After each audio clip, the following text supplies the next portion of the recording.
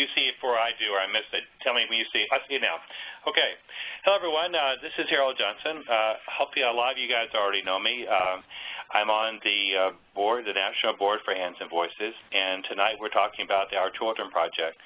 And specifically, we're talking about how that the Our Children Project can serve to further enhance or enrich the work that you're doing as Guide by Your Sides. Note that the purpose of this presentation is not to simply help you to call in when you are concerned about a child who may in fact be experiencing maltreatment. Certainly the purpose of the call is not for you to be assessing parents to determine if they're good parents or bad parents. Rather, the purpose of this call is to help you guys know how to further enhance the likelihood that your parents are loving and supportive of their children and creating both a safe and successful environment. Having said that, I will say to you that if any of you are at any time concerned about the well-being of either a parent or a child, either it's in your role within a Guide by Your Side or within simply your larger, interactions with friends and family throughout, please note that you can always call 1-800-4-A-CHILD, as in the number 4, a child. It's available 24 hours a day, 7 days a week. It's free, it's confidential, and counselors are there to help listen to your concerns and help you to understand what are your choices as to what to do. So again, if you are concerned about a parent, call please 1-800-4-A-CHILD. You are not reporting to police. You simply are talking to someone, sharing your concerns, and they will help you decide what to do. Tonight, though, it's really more about, what you are hoping to see. And on slide 16, it basically says, what will success look like with the parents of very young children? And these are parents of all very young children. It doesn't matter if the kid has a hearing loss or not, or has any other type of disability. This is what we hope to see with all parents of very young kids. Again, this is slide 16. The first and foremost there, and this is really, if you will, the most critical thing of all, is that the parent simply enjoys their child. As a Guide by Your Side, as a parent-to-parent person, in helping that parent of a newly identified child, you know all the questions and concerns that they have. And sometimes all the focus upon what the kid can't do, what they can't hear, what they can't communicate, gets in the way, really, that the primary thing we're trying to do is simply to help the parents to enjoy and to love their child. So that's the first and foremost. So kids in a safe and successful environment, first and foremost, parents are able to simply enjoy their child. And the second point on that slide 16 is that as you work with the parent, as the parent gets more experience, they're able to become better and better observers and understanders, if you will, of what their children are doing. They're more attuned to what their child is trying to communicate with them. And if not, certainly it's very appropriate for you maybe to help them to understand some of the cues maybe that they're missing or misinterpreting that their child who is deaf or hard of hearing may be displaying.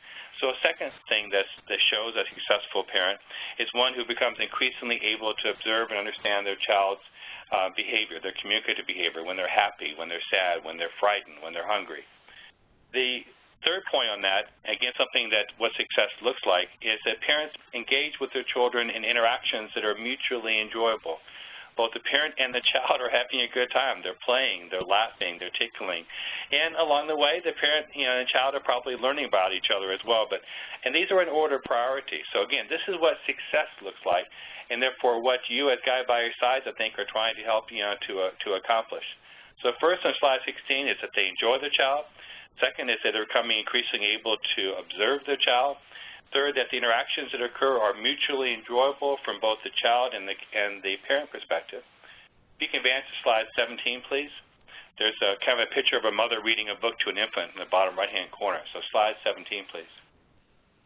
The next thing that successful parents do in safe and successful situations is that the parent becomes increasingly aware of and uses age-appropriate materials. It's not like they're giving a kid, a tinker toys to play with, maybe they might choke with. Instead, they're giving them toys that are appropriate for that age, and they're engaging them in activities that are appropriate. Again, if by some chance, a parent that you're working with maybe is so focused upon the child's communication or what they're not hearing or what they're not communicating, these type of things, as far as simply how that, what are the activities that parents can do with their kids are age appropriate, is what you can help to reinforce, what you can help to occur. The second bullet on slide 17 is that, the parent begins to initiate new activities, maybe even beyond those that you even suggested, that demonstrate their awareness, understanding of what kids that are aged 6 months or 16 months are doing. So they become increasingly able to identify on their own those activities that are in fact appropriate. And then the last point on that is that they're able to then to generate, not simply for now, maybe for next month, they can talk about what they're going to do next with their child that is in fact appropriate. If these things are occurring when you're interacting with a parent, things are probably going pretty well. That child is probably in a safe and nurturing environment. Now, there's some more information we'll talk about. But if these things are happening, things are probably pretty good.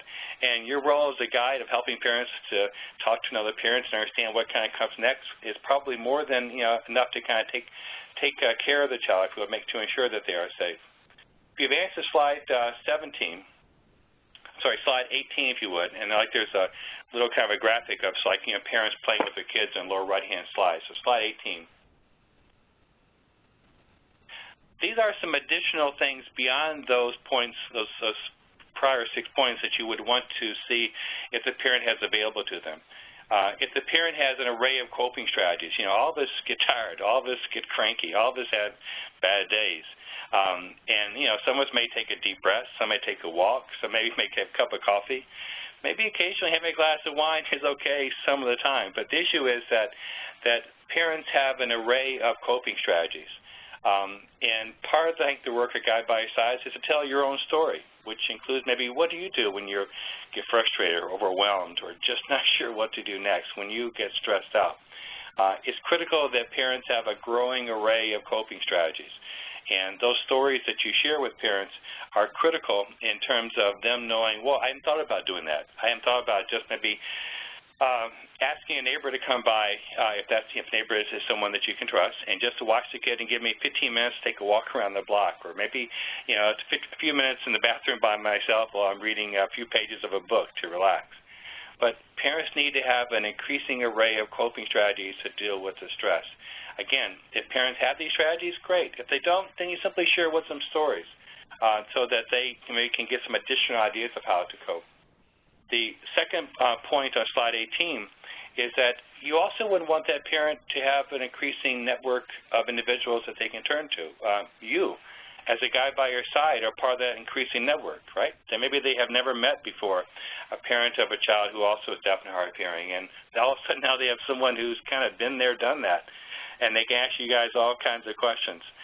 That's what we're talking about, and hopefully as a guide, you're also introducing them to other individuals, other parents, for example. You may be telling them about this great teacher of the deaf, this wonderful audiologist, this other parent group at this church or a community center or a school. The more people that an individual has in their support network, the more individuals that they can turn to, the more individuals that they can lean on when they need it, more people that are giving them information that is appropriate and is helpful, the better off the kid and the family is going to be. Those families, though, that are isolated, that really have no one but themselves to rely upon, when you come in and talk with them, you're the only person that they can ask questions of or feel any kind of relief or support or knowing that it's going to be okay, that could be a problem. So one of the goals then is also to increase the network of friends and family that the person has immediately available to them. And then the final point on slide 18 is that the family has the necessary resources. There's heat, there's food, there's housing, there's clothes, the basic essentials. And, some of our families may be challenged sometimes. Stuff happens to all of us. And if, for example, there's not very much food, well, certainly you as a guide by your side may simply know from your work in the community that this food pantry or maybe this project may help, this state project helping getting heat into homes, otherwise it's not there. I will tell you, though, that your ability to link the parent to essential resources so that they don't have to worry about their house and their food and their clothes and just the basics of it all is a critical part of them being successful, but it's also a critical part of them being safe also. If you would advance to slide 19, please. And no graphics on this one, but it says, how could such parental knowledge and skills be incorporated into an IFSP? And that's the title of this information on slide 19. This is getting more nitty-gritty in terms of individual family service plans and types of information we might want to include. And this, guys, is important not just for those families maybe that may be at risk. That is, in a sense, maybe the families where the parents are not bonding with their kids. Maybe the families, where they're struggling as far as having enough resources, or the parent is stressed out and doesn't know what to do about it. Or possibly they don't have anyone to turn to but you when you come there. But this suggestion is that question really is the extent to which these types of examples will be appropriate for any family. Now, note that in the individual family service plan, you guys know this well, it's all about supporting the family. And by supporting the family, the kid will be better, will be supported. A lot of professionals will want to focus just on what the kid needs. And then really the question really more is, what does the family these highlighted points, first one being nurturing attachments, those are part of those 6 protective factors that we found through the research, that if these are in place, kids are going to be both safe and successful. And this information on page 19, these EGs, if you will, are just examples of the type of information incorporated. Now, one thing, it was in some of the survey responses, and I thank you guys so much for your survey information, was what happens maybe if a family doesn't need this? If a family, if a parent is already able to observe, understand, and respond to a child's behavior, emotional needs, and communication requests. Well, great. If that's not an issue, if that's not something that the family needs help with, then you don't have to include this. But, I work with a lot of families as well, and many times, especially when, they just learned their child has a hearing loss or some other type of disability, a lot of the basic assumptions they have about themselves as parents and their confidence goes out the window. And I know that a lot of times what happens is that it's not so much that the kid isn't trying to communicate, but maybe the parents are missing or misunderstanding that communication. The parent's ability to become increasingly effective observer and to understand and to respond to their children, that's just what parenting is all about. And certainly maybe not every single parent might need this, but this is something I think that all parents, particularly maybe if this is their first child, are going to be struggling with. So this is an example that the better that the parent is able to observe, understand, and respond to their child, the more likely they are to love and to interact with the child in an age-appropriate manner, and less likely something is to happen to the child. The second one, as far as knowledge of parenting and child development, an example there of a possible IFSP statement, is that the parent will be able to encourage the child's positive behaviors through praise and modeling. One of the problems I know that a lot of parents have is simply how to discipline, maybe is the wrong word, but to handle the child's behavior. The child has colic, as my kids did, and he just cried and cried and cried, and not really knowing what to do about that. Again, maybe if they already have 3 or 4 kids, this is not really going to be a problem. But if it's a first or maybe even a second child, that knowledge of how to go about, encouraging the child's positive behavior versus just trying to stop the negative behavior, crying being an example, is critical. If they already have the skill, fine. This is taken care of. But a lot of new parents have difficulty really in knowing how to handle the child's behavior, especially as it changes. Maybe they don't understand that. The third one on slide 19 is this parental resilience. It says, for example, that they will be able to identify everyday stressors, problem-solving skills, and impact of stresses on parenting. Even if you have just a superb parent, their ability to identify what are the stresses and what are the way that they handle those stresses, their strategies, if you will, simply affirming that to you is great. And you then can recognize them for that, and you can share those strategies with others. So this type of information, verify if they already have it, great. If they don't, this is something that's appropriate, and it will also help to keep the kids safe. If you would please advance to slide 20. Top of this page simply says IFSP objectives continue, and the first one is social connections in red. Again, this is an example of an IFSP statement that would be absolutely appropriate. And so the parent has the social skills and capacity to make and keep friends. Again, if they already have a wide network, if they already can identify for you, they have several friends and family that are immediately available to them and are regularly involved with their family, great. If they don't, maybe if they only have 1 or 2, then this would be a perfectly appropriate statement to include IFSPs to then broaden their network of friends. So again, check it out, but I think all of us could probably use more individuals to interact with and helping them to know about how to find and keep appropriate friends and support system in the family out is absolutely critical. Next one, concrete support, we've already talked about. This might be particularly appropriate in terms of parents, maybe a family is in economic distress. Maybe that one or both the parents are out of the job. Maybe there's just one parent to begin with. But simply, to ensure that the family has the concrete support they need to be safe in their home, and it gives an example of that. And then this last one, the social and emotional confidence of children. The parent provides safe and stable home and family environment that supports healthy social and emotional development. Now, this one probably is the one that sounds most like, the prevention of child maltreatment. And certainly, talking to new parents about what is a safe home. I know when I first was a parent, I didn't realize all the things that kids might swallow as they start crawling about.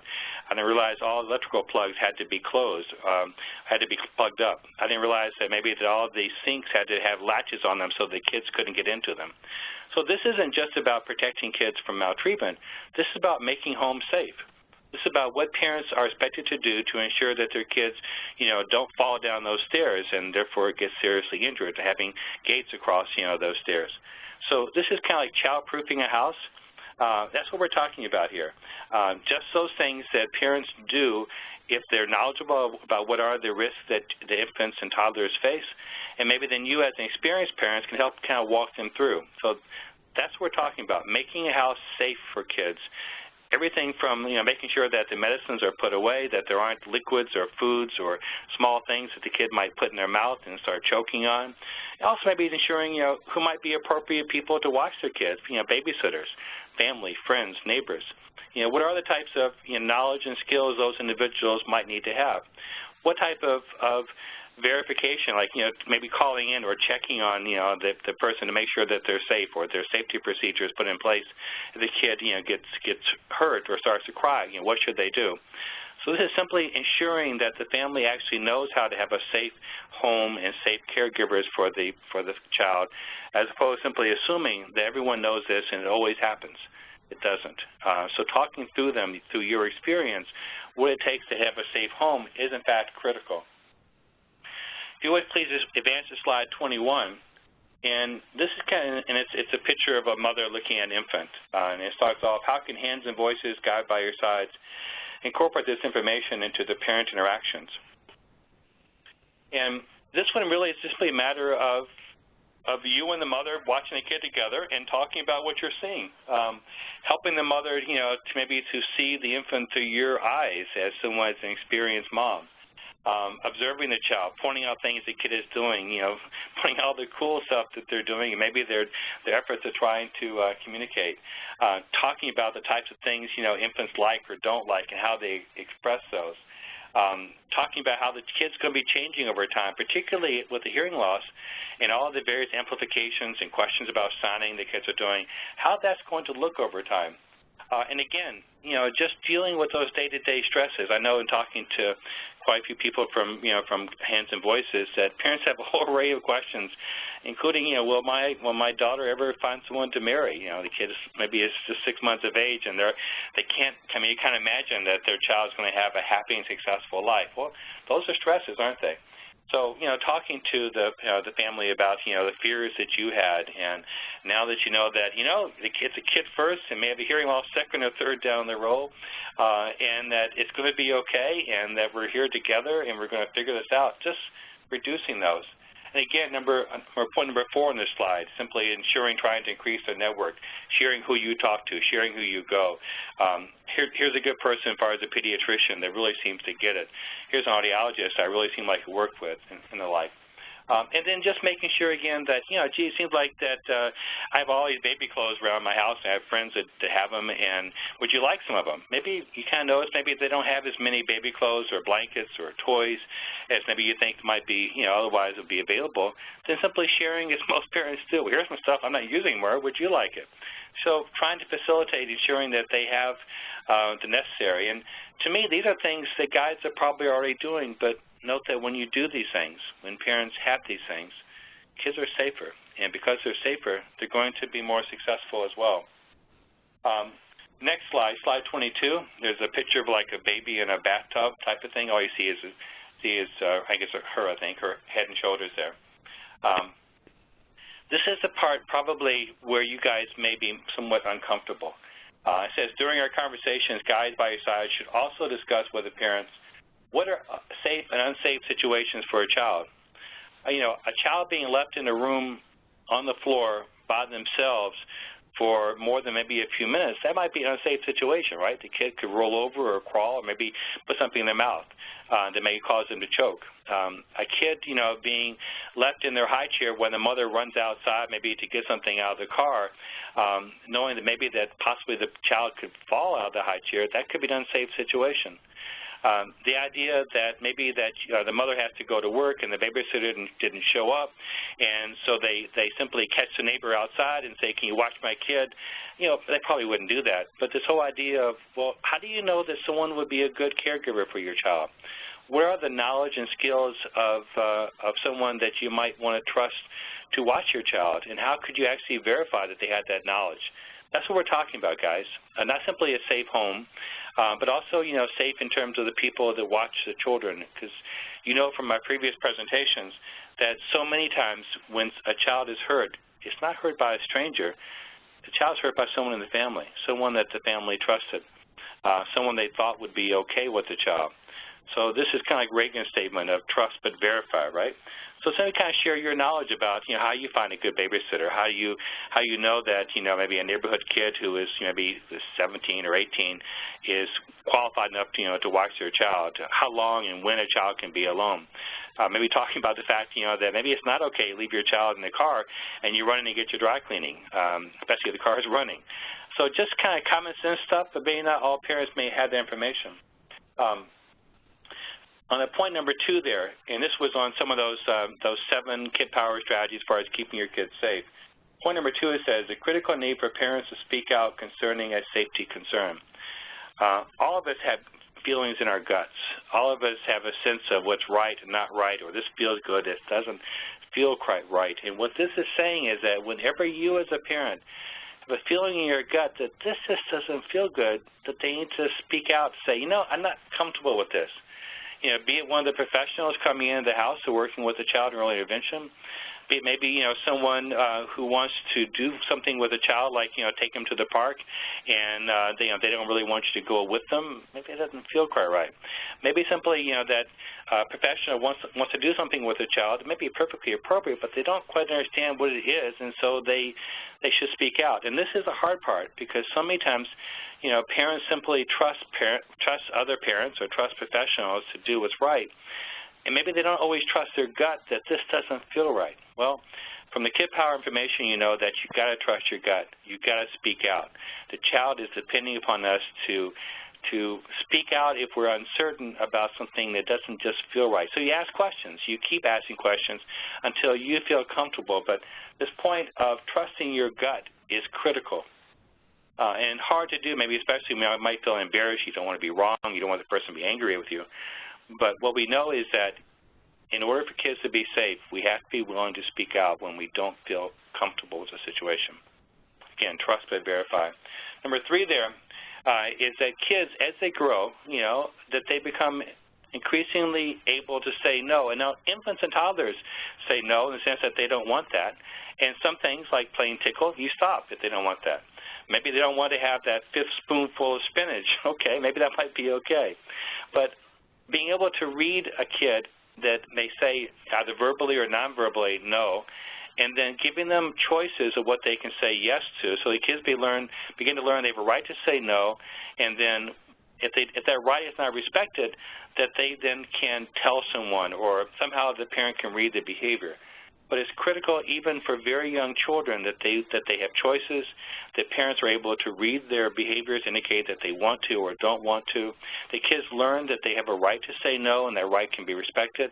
And that if the kids are very young, then we have to kind of intervene if their right is not being respected. Maybe if a speech pathologist is working with a child and they're pushing and pushing, want more and more and more, and the kid's arching their back and they don't want to do anymore, stepping up and saying, I think the kid needs a break right now. The kid's saying they don't want to do anymore and they need a break, and that's okay. The kid learns when you intervene that they can say no and that's all right. So it's critical, even at very young ages, that parents know that they need to watch for and understand and respect their kids' right to say no. And then by doing that, the kids learn that, and then after a bit, when the kids get older and you're able to communicate, even knowing that if you say no and a person doesn't respect it, then who can they tell? My granddaughter, I think she was in preschool when I first began this. She was around 3 years of age, 2.5, 3 years of age. We were playing tickle and hide and seek, and I would say, "You say no, I stop." And she would say no, and I stopped. And then, she would go tickle more, and I would play more with her. But also later on, I'd say, "Kat, you say no, and I stop." And I said, and who do you tell if I don't stop or someone doesn't stop? And I would practice telling mom or telling dad or telling grandmother. But the point is that they have the right. So this is a critical thing that parents can play with their kids, even through peekaboo and tickle and chase. But they need to learn that even at this very, very early age. In terms of slide number 23, please, if you would. And there's a picture of like an amoeba, if you will, almost. Now this gets into older kids, and maybe I should kind of stop here right now because I know this is Guide by Your Sides, and we're talking primarily birth to 3, I believe. And these are examples of information that you may kind of share with parents of older kids to help them to be safe. Carrie, I've been talking now for about 30 minutes. Are there questions that the guides have that they want to raise at this point? Maybe even share some stories about things they tried like this in the past, and maybe some situations in which they did not know how to respond?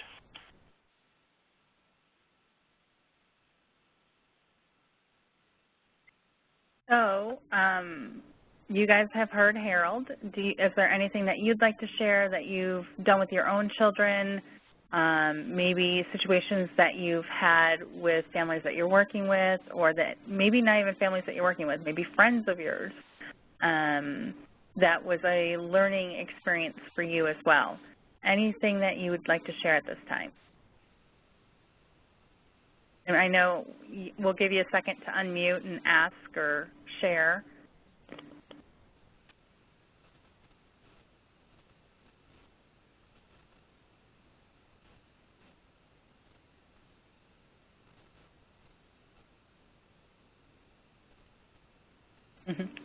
Well, I guess they're all being shy at this point, or they don't have anything to share. I will share, though. It first hit me as far as thinking about talking with my son about private areas and that probably when he was 4 or 5 years old, and we were at the pediatrician. And the pediatrician said to him, "I'm going to touch this area, but it's okay because I am your doctor and your mom is right here." And I'm thinking to this lady, he is not going to understand anything you're saying. What the heck are you doing? Don't scare him, kind of thing, was my first initial reaction. And so then that prompted a conversation with him after the fact, explaining what she was telling him and why and so forth. So that is my personal experience of, I guess I need to do this.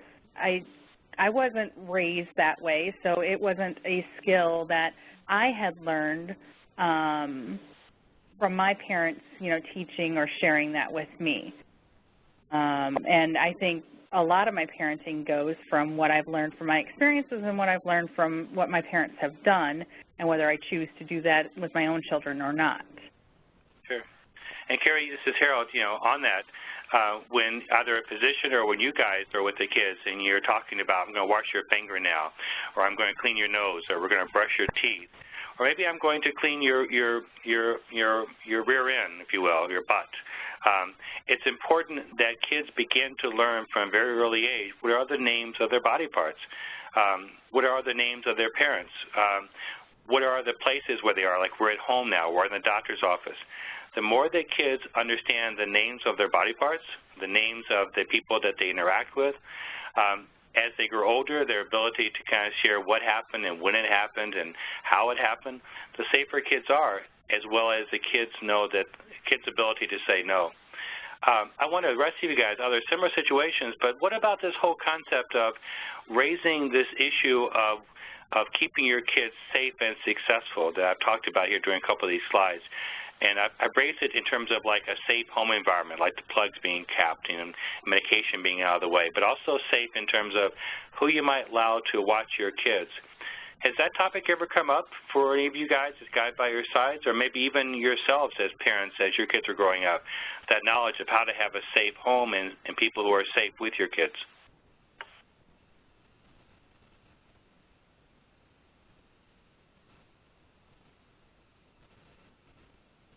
Hi, Harold. This is Kristen.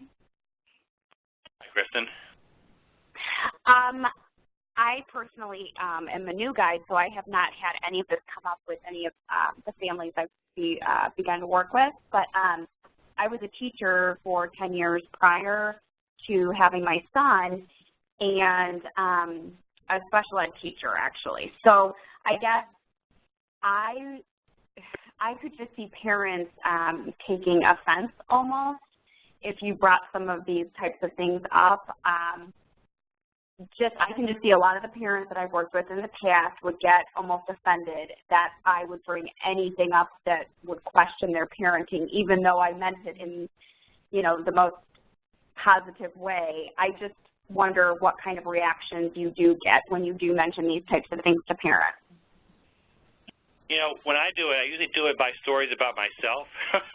I used to talk about how that for my first kid, I didn't realize how many things in my house I had to move or get out of the way or take out of the house because the kid could get hurt that way. I didn't realize all the stuff I had laying about that they could swallow or they could possibly trip on or that they could open up and get into clean materials. And so I use it by talking about stuff that I learned, and particularly as far as new parents, this is their first kid. And so telling my stories about what I had to learn, and now they're talking about how much now, the car safety seats, they weren't part of my kids' age, because my kids now are 30, 39, and 44. But how now they even knowing, what type size of car seats that my grandkids need. So I find that when I raise it, not so much a matter of do you know how to keep a house safe, but more about me telling stories. Parents begin to tell their own stories about things that they learned or maybe some questions they have. And there's something now about, that one of the problems we're finding for very young kids is that those kind of squishy things we put in our dishwashers that release the dishwashing detergent, that we found out that some kids are starting to put those in their mouth thinking that they're candy and causes serious problems. So just telling stories and then seeing what they come back with, but helping them to understand that their job as a parent is to ensure that things are safe. Kristen, you think if we did that route, would they get angry, or we think that that's still too direct for them? No, I think that what you said makes sense, especially with the topics that you brought up. But I could see if you were asking them about, who do they use for child care and what do they know about them. And I could just see where it might get a little dicey at times. Yeah, and I would suggest that you don't query them, you don't question them, you don't have a checklist of 20 good things, 20 good indicators of a good parent. That's not what we're talking about. But I know that I, as a parent, had to struggle to find appropriate babysitters, and I had questions sometimes. Did that kid, was that kid a good enough person to watch my kids? I may have some questions about, the Aunt Mary's always available, but I'm not really sure maybe if Aunt Mary knows about child care or has, has first aid care. So the whole question of how do you find people to watch your kid when, in fact, you need to take a break or you have a job to do. So finding appropriate child care, and then along the way you embed the discussions about, going with your gut, and if you feel uncomfortable, that you guys speak out. So it's never a matter of querying them about what do they know about X. I think as much as you sharing stories about what you've done to find, in this case, appropriate caregivers for your child. And along the way, then, you're telling them information and giving them a chance to ask you questions also. Would that work, do you think? Yeah, that makes sense. I understand what you're saying. Thank you. Sure. Guys, the rest of you guys, this point about enjoying your children and being good observers and knowing about age-appropriate activities, do all the parents that or do most of the parents that you guys work with as guides, do they already do that? Do they already enjoy interacting with their kids? Are they already able to decode, if you will, a lot of their verbal, nonverbal behavior? And do they already know about what's appropriate for a 3-month-old kid or a 6-month-old? Is that knowledge they already have? Question for you.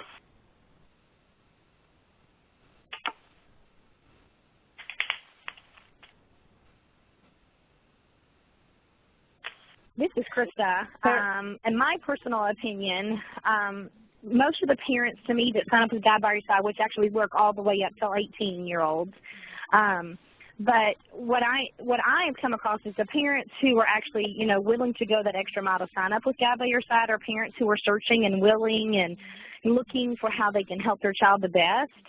So they're parents that to me are a little bit above your basic run-of-the-mill parents because they're already trying to serve their child, you know, in the best way. So some of them that may be the ones that I know we have tried to get them to sign up for Guide by Your Side are the young moms and things like that that need to sign up, but sometimes they're the ones who are the most complacent about signing up.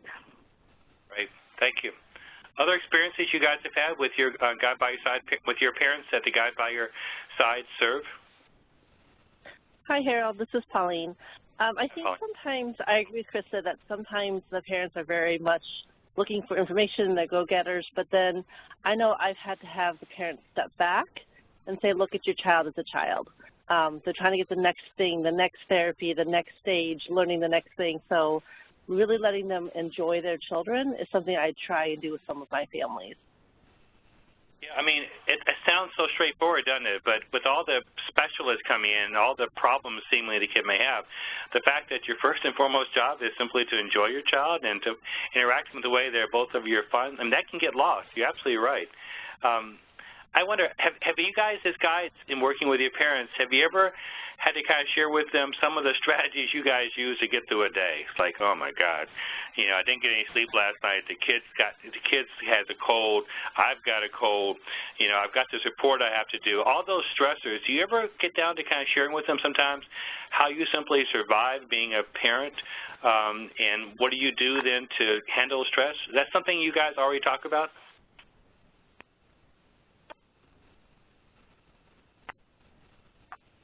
Hi, this is Eva. Hi, Eva. Hi.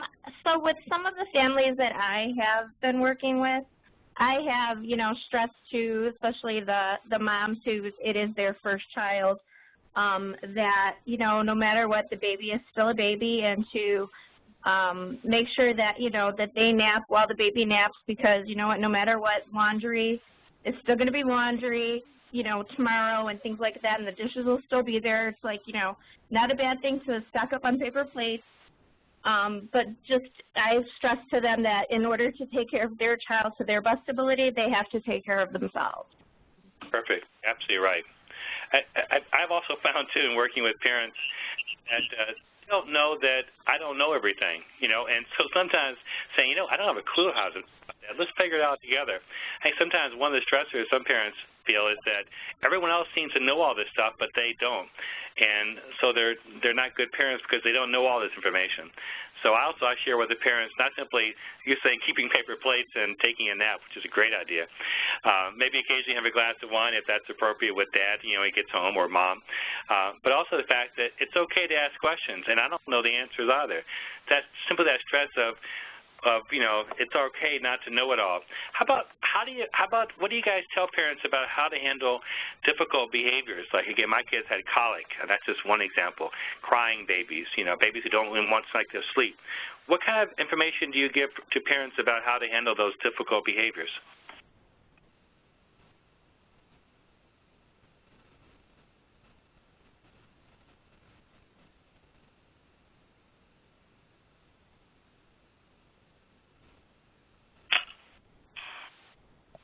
Do you guys ever talk about this? You know, the kid won't sleep. You know, the husband, you know, doesn't seem like he really wants to be with the kid. I'm the one who always, you know, is the one coming to the meetings and listening to the information and trying to do what you're telling me. The grandparents are not really happy the fact that their firstborn grandson is deaf. They don't understand it. They keep thinking there's something I did that caused the child to be this way. I mean, those are things I've heard in the past in talking with parents. Do you guys ever get those stresses from the parents that you work with as Guide by Your Sides? Hi, Harold. This is Jacqueline. Hi, Jacqueline. Hi. I just know the families I work with, that I'm working with, more of their questions always revolve around the hearing loss and that. And I, too, you know, stress to the parents that, you know, I'm a parent, too, and I've gone through those similar things. but I encourage them to, you know, reach out to like their audiologist or to their pediatrician or their early intervention coordinator or their care coordinator, you know, so they feel like they're reaching out to professionals, but they have me as another parent to express those concerns too, so. And Jacqueline, in terms of, you know, talking parent to parent, have you ever had a parent ask you, how do you get a baby who won't go asleep? Like you ever tell them, like, putting them in their car seat on top of the dryer or taking them for a long ride in the car because they seem to fall asleep? Do you guys ever share those kind of strategies? You know, now that you mention it, I haven't had that particular example, but I did have a parent say that because of their child being deaf, that their child won't fall asleep at night alone and that. So I gave the suggestion, what I've done when my son was little was he always had a nightlight, or he had a toy that lit up, you know, in his crib, or there was nights where I laid on the floor, you know, and held his hand, you know, until he fell asleep. And that, you know, so I told her that that's not uncommon, you know, because she was so afraid that the room was dark and her daughter couldn't hear, that she was scared, that she was frightened, she couldn't fall asleep by herself. But, you know, she didn't want to do the sleeping thing. So how do I teach her to to fall asleep in her room by herself? So, and that brought back memories of I did the same thing in that. So I remember sharing that example. Okay. Guys, you know, being a parent, you guys know better than me because my kids are pretty old now. It's not easy, and you get tired, and you just need a hand occasionally. But one of the problems a lot of new parents have is how to handle the behavior, how to deal with a crying baby, a baby who won't sleep, a baby who won't eat. And particularly our kids, where all the focus seems to be on their ability to hear and to communicate. And since so much time, you know, the professionals only just focus on that kind of part of the kid, I think just those stressors of how to simply be a parent first of a kid and then later on a parent of a child who is deaf and hard of hearing is what's critical. And one last thing, the next question, you guys, and I'll stop because I know we're getting close to our time. One of the factors I talk to you guys about is that the parent becomes increasingly able to observe, understand, and respond to the child's behavior, communicative and otherwise. Is that ever an issue for your parents, or are all of your parents excellent observers and they get their kids and they're able to effectively interpret their behavior without it being an issue for you?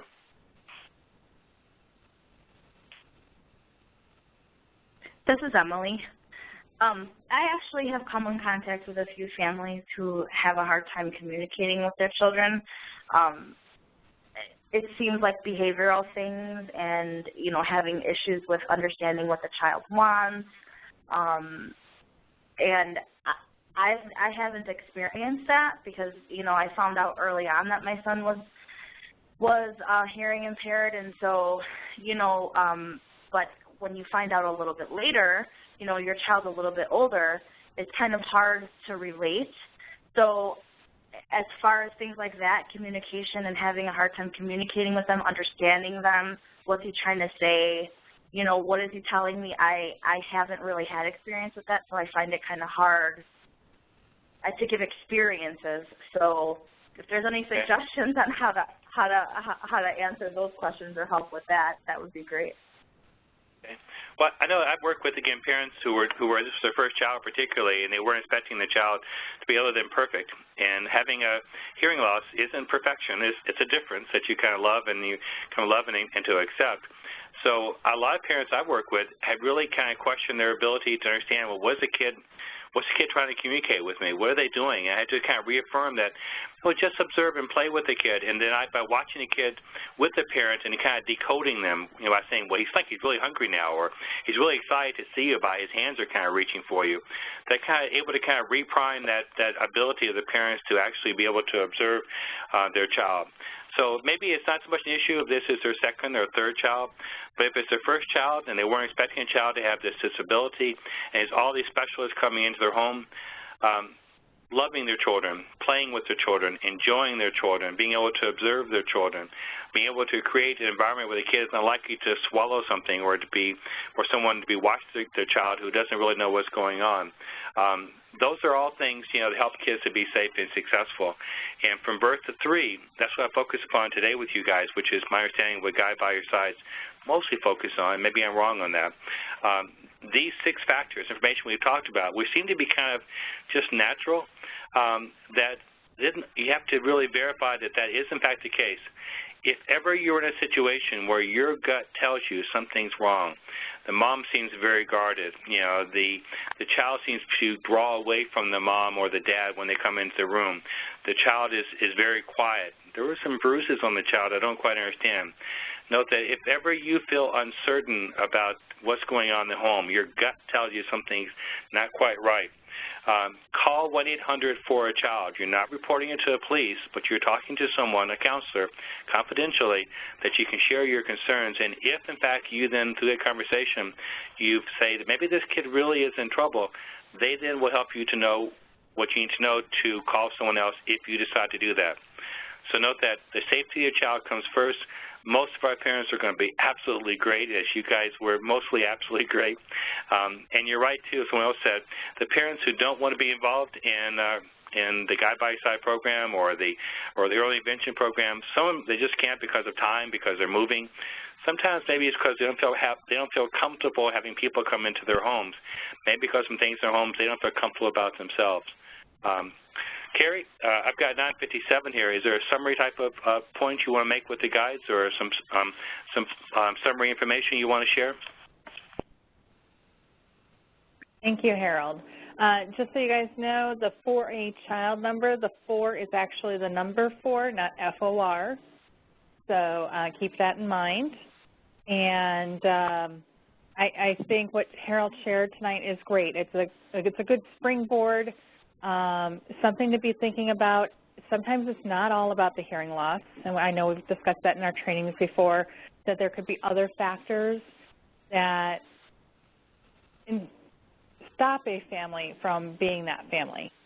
And we've talked about, like Harold had mentioned, are they able to provide food and shelter for their family?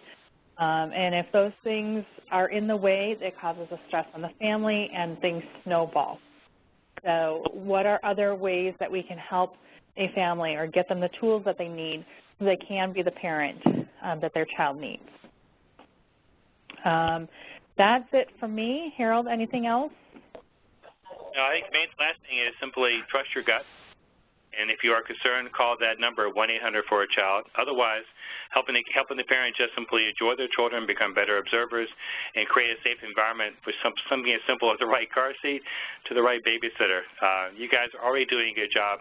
This information is meant to further enhance and support what you already are doing as opposed to dramatically change it.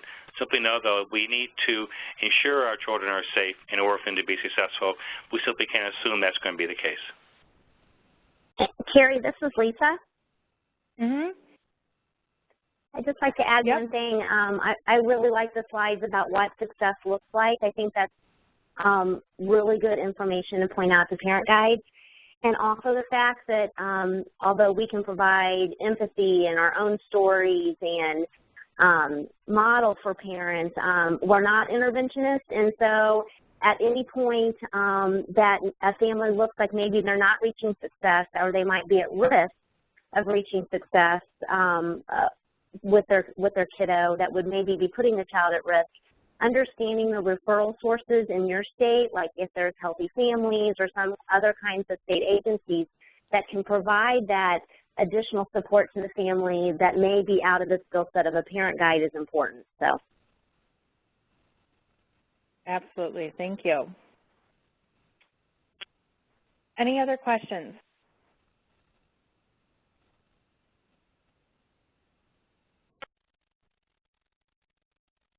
All right. Well, Harold, thank you so much for leading the call in our training tonight. We would truly appreciate it. I know it is late where you're at, so thank you, thank you, thank you. And thank you all to the team for being on the call tonight. You have a great week. Thank you all. Thanks for the opportunity. Goodbye. Goodbye.